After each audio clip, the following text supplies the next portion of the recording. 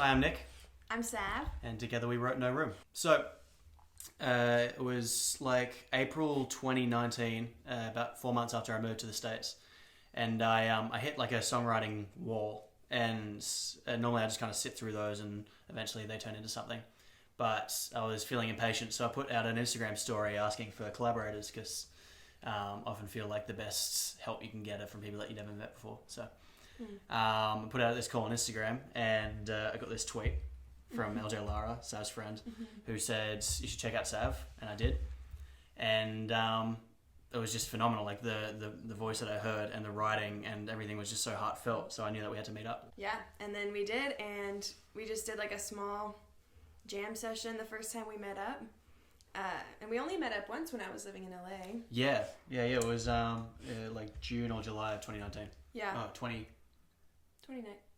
Yeah, June or July of 2019.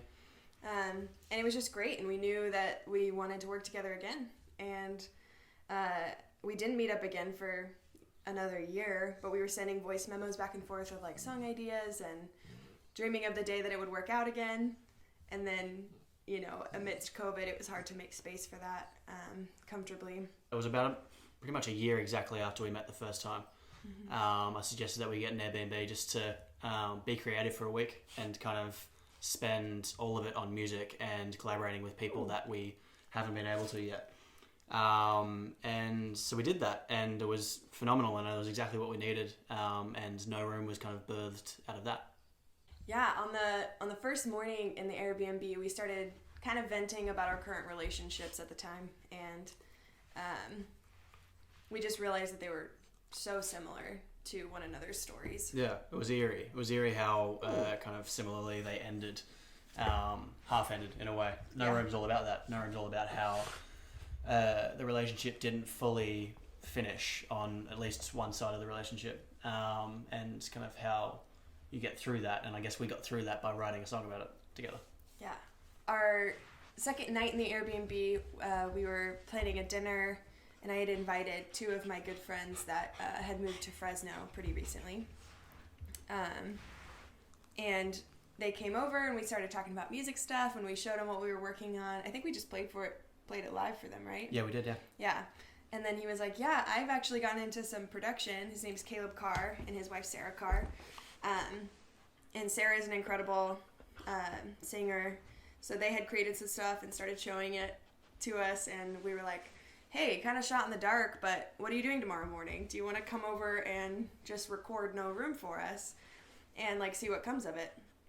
And sure enough, he did. Yeah. And we spent the whole next day recording a demo and making sure the song was good enough, and just kind of playing around really. Wasn't really a serious thing until Caleb ended up spending a few days on it and then sent us the product, and it was just kind of more than we were ever expecting. Yeah, we got so excited. Yeah, and like he's seeing the vision come to life. Yeah, especially out of a producer that hadn't worked on anything before, anything Right. kind of substance. So it was cool to have, I guess that shaped our vision of what the song was going to be like, and then we brought Caleb on for the rest of the song, and it's turned into what it is today.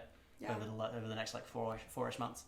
Yeah, and a segue into like how we wrote like No Room being the lowercase and uppercase R was I'm studying web development, and so in like the coding world you use camel casing a lot. So I did it just on instinct, and then Caleb was like, oh, that's clever, and I was like, why? And then it didn't hit me, there's no room for the words, and so we luckily were able to spell it like that throughout, and it's been great. Kind of it's we're lucky to be able to do that in the modern world and have that be still kind of allowed. But yeah, I don't think if we named it Capital No, Capital Room, it just wouldn't have felt right. Yeah. Because it's been such a journey with this song, you know. So we spent the next 4-ish months kind of, I was coming back and forth from Visalia in LA. It's about like a 3-hour drive, and Caleb would come down from Fresno, and we record some extra vocals and kind of whatever we needed. Yeah, actually every now and again. in my grandfather's studio as well, which is kind of fun. It's a very homely experience, this song.